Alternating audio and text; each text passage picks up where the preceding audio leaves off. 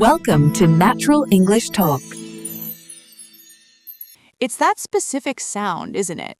The alarm goes off, the room is still a bit dark, and before you even move a finger, the conversation starts. It's the loudest silence there is. I usually just lie there staring at the ceiling. My brain immediately starts building a case for why another 10 minutes of sleep is actually a productive choice. It's interesting how persuasive we can be with ourselves. That voice doesn't usually say, be lazy. It says things like, you didn't sleep well, or the weather is gray anyway. It looks for a logical reason to stay under the covers. Exactly. It feels like a negotiation. I find myself bargaining with a version of me that just wants to stay warm. I'll tell myself, if I get up now, I can have a slow coffee. But the other voice says, if you stay here, you're already comfortable. I've noticed that if I listen to that second voice for more than a few seconds, the day starts to feel heavy before it's even begun. It's not even about the task of getting up, it's about who is winning the argument in those first 30 seconds. There's a certain kind of weight to it. When I give in and hit snooze, I don't actually feel more rested. I just feel like I've already lost a tiny battle. The rest of the morning feels like I'm trying to catch up to the person I wanted to be when I set the alarm the night before. It's a quiet way that discipline shows up. We think of discipline as these big, heroic efforts, but it's really just how we answer that very first question in the dark. Do I mean what I said last night, or was that just a nice idea? I often wonder why I'm so much more convincing at 7 a.m. than I am at 11 p.m. At night, I'm ambitious. In the morning, I'm a lawyer for my own comfort.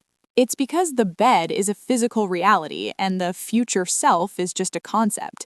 It takes a very specific kind of internal tone to bridge that gap, one that isn't shouting but just firmly stating that it's time. Then I finally make it to the kitchen. I'm standing there waiting for the kettle to boil or the coffee to drip, and I'm just looking at my reflection in the window. That's usually when the mental checklist starts. That transition is so quiet. You've moved from the bed to the kitchen, but the inner dialogue changes pace. It becomes about the image of the day ahead. I find myself looking in the mirror and thinking, is this the version of me that's going to be focused though? I catch myself being quite dismissive in those moments. I'll look at my messy hair or the tired look in my eyes and think, well, today isn't going to be anything special. It's like I'm lowering the bar for myself before I've even had a sip of water. It's a strange tension. On one hand, you want to be kind to yourself because it's early, but on the other hand, there's a risk of becoming too casual. If I tell myself it doesn't matter how I look or act today, I notice my posture actually changes. I start to slouch. I do that too. I'll be making coffee in my pajamas, and if I stay in that comfort mode for too long, it feels harder to switch into work mode later. There's a steady voice that says, keep it easy, don't push too hard. It sounds friendly, but it's actually pulling me away from being consistent. I've tried to change that tone lately.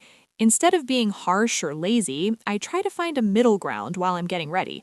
Just a quiet thought like, I'm preparing for what's coming. It makes the act of brushing my teeth or choosing a shirt feel more intentional. It's hard to keep that steady, though. Sometimes I'm just standing there, and the comfort of the routine feels like a trap. I want the routine to support me, but sometimes it just feels like I'm going through the motions without really being present. I think that's where the discipline of the mind happens. It's noticing that you're just going through the motions and deciding to wake up mentally, even if your body is just doing the usual habits. It's that small shift from being on autopilot to actually being there. It's the difference between I have to do this and I am doing this. When I'm pouring the milk, if I'm thinking about a mistake I made yesterday, I'm not really starting a new day. I'm just dragging the old one into the kitchen with me. That feeling usually follows me right into the first few hours of work. I'll be sitting at my desk looking at a task, maybe a simple email or a report, and I just wait. I decide to check something else first, and that's when the tone of the voice changes. I know that shift. It starts as, I'll do this in a minute, but then 20 minutes pass. Suddenly, the voice isn't just suggesting a delay anymore. It starts saying, why are you like this? Why can't you just get it done? It gets sharp, doesn't it? It goes from being a neutral observer to a bit of a critic. If I miss a small deadline I set for myself, I notice I don't just feel behind, I start to feel like I'm failing at the whole day. The way I frame that one small delay changes everything. I find that the harsher I am with myself in those moments, the less I actually want to do the work. If I tell myself I'm being lazy or unproductive, I just want to walk away from the computer entirely. The harshness creates a kind of resistance. It's counterproductive. You'd think being tough on yourself would make you move faster, but it usually just makes the task feel heavier. It's like trying to run when someone is shouting at you from an inch away. You're too distracted by the noise to actually find your rhythm. I've been trying to catch myself when that happens. Instead of letting that slightly mean voice take over, I try to ask myself why I'm hesitating. Usually it's not laziness, it's just that I'm worried the work won't be good enough, so I frame it as a lack of discipline instead. That's a deep realization. We often use the word discipline like a stick to hit ourselves with when we're actually just feeling a bit overwhelmed. If I can just say to myself, okay, this is a bit difficult, let's just do the first paragraph, the internal tension starts to melt. It's the framing. If the mistake, the delay, is seen as a character flaw, it's hard to fix. But if it's just a moment where I lost focus, I can get that focus back.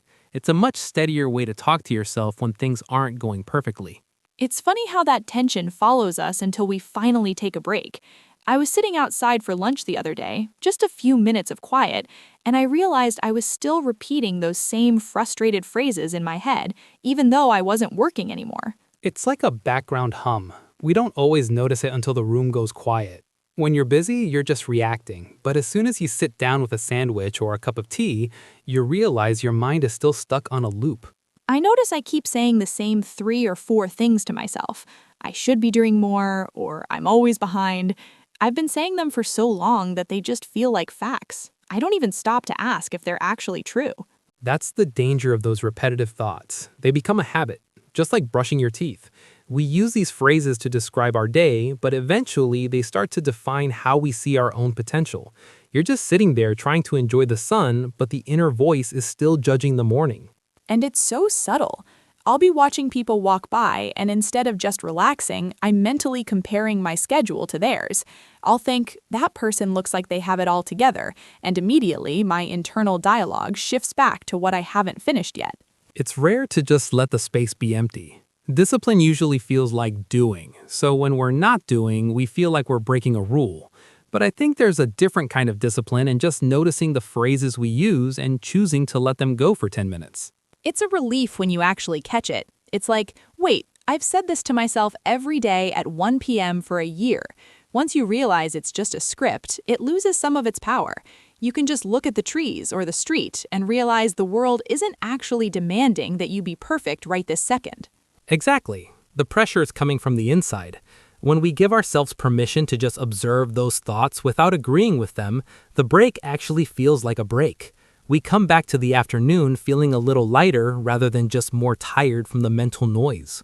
But then, just as you feel that bit of calm, something happens. Yesterday, I was just settling back in, and I got an email. A meeting I'd prepared for was canceled, and the whole afternoon schedule just collapsed.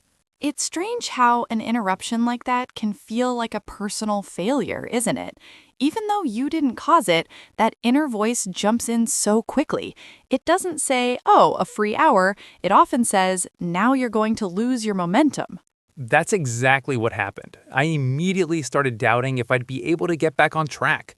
My mind went to this place of, well, the plan is ruined now, so the rest of the day is probably a write-off.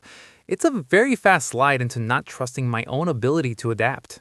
I think that's where our self-trust is really tested. We rely so much on the plan to keep us disciplined that when the plan breaks, we feel like we've broken too. The voice becomes frantic, trying to figure out how to fix the time we think we've lost. And that's when I start questioning my reliability. I think, if I were a more disciplined person, this wouldn't bother me. I'd just move on to the next thing. I end up spending more energy worrying about the change than actually doing the work that's still right in front of me. It's a reaction based on fear, I think. Fear that if we aren't following a strict script, we'll just fall apart. But there's a quieter way to talk to yourself in those moments. Instead of everything is ruined, it can be the schedule changed, but I'm still here. I'm still here. I like that. It's less about the calendar and more about the person holding the pen. When I can stop the voice from spiraling into doubt, I realize that canceled meeting is actually just a gift of time. But I can only see it as a gift if I stop judging myself for the interruption. It's about being flexible without being passive. If we trust ourselves, a change in plans is just a change in direction, not a loss of character.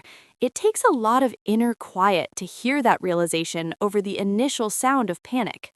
By the time I get to the late afternoon, though, that quiet resolve starts to fade. I hit that 4 or 5 o'clock wall where I'm just physically drained. My thoughts get much more emotional then. That's a vulnerable time of day. When the body is tired, the internal dialogue loses its logic. It stops being about plans and starts being about how everything feels too hard. I notice I get much more dramatic with myself when I'm sleepy. I do the same. I'll be looking at the last few things on my list and that voice starts whining, almost like a tired child. It says things like, I can't do this anymore, or I've done enough. Why does it never end? It feels less like discipline and more like a heavy burden. It's easy to let that voice become punishing. We tell ourselves we should have more energy, or we compare our tiredness to someone else's productivity. We start to treat our own exhaustion like it's a mistake we're making, rather than just a physical reality. That's the point where I usually start to feel guilty.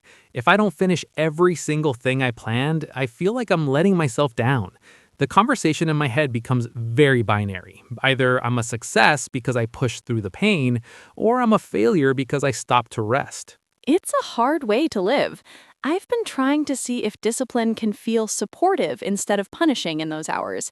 Maybe the disciplined thing isn't to push through until I'm miserable, but to talk to myself with a bit of empathy, acknowledging the tiredness without letting it turn into a crisis. It's hard to find that middle ground. Usually, I'm either shouting at myself to keep going, or I've completely given up and I'm scrolling on my phone for an hour. There's no gentle persistence. It's either full speed or a total stop. I think that's because we think of discipline as a cold, hard quality. But when you're tired, you actually need a warmer kind of discipline. One that says, we're tired, so let's do one small thing slowly, instead of keep running or you're lazy. It changes the energy entirely. If I can accept that I'm low on fuel, I don't have to fight myself. I can just move a little more quietly through the rest of the day. That change in energy is so important when you finally close the laptop or finish the main tasks of the day. Suddenly, you're in that personal time space, and you remember that habit you wanted to start, like reading 10 pages or going for a short walk. That's the moment where the negotiation becomes really intense for me. I'm standing in my living room, looking at my running shoes or a book, and the inner dialogue is incredibly clever. It says things like, you've had such a long day, you deserve to just sit down. Just this once won't matter. Just this once is a dangerous phrase because it sounds so reasonable. It's not a loud no, it's a soft suggestion. I find that when I hesitate, the conversation in my head fills that gap with 1,000 reasons why tomorrow would be a better day to start. I notice that if I wait too long to decide, I've already decided. The longer I stand there thinking about whether I have the energy to study or exercise, the more that energy just drains away. It's like my brain is trying to protect me from effort, but it ends up making me feel more sluggish. I've started to realize that the persistence isn't in the action itself, but in stopping the negotiation before it starts. There's a quiet way of telling yourself, we aren't debating this today. It's not an angry voice, it's just a firm one that doesn't leave room for the just this once excuse. It's about shortening the time between the thought and the action. When I just put on the shoes without asking myself how I feel about it, the voice doesn't have time to build a case for the sofa. It's a very subtle kind of self-trust, knowing that I'll actually feel better once I'm moving. And usually, once you're 5 minutes into it, that voice changes again. It goes from, I don't want to do this, to, I'm glad I'm doing this. The hardest part of the conversation is always the transition. It really is. It's that tiny bridge between being the person who talks about it and the person who does it. When I choose to keep that small promise to myself, even when I'm tired, it feels like I'm building a different kind of inner strength. It's not about the workout or the book, it's about knowing I can listen to my better intentions. Then the day finally winds down. You're lying there in the dark, the house is quiet, and it's just you and your thoughts again. It feels like the whole day plays back in a few minutes. It's a very honest time. You can't really hide from how the day went.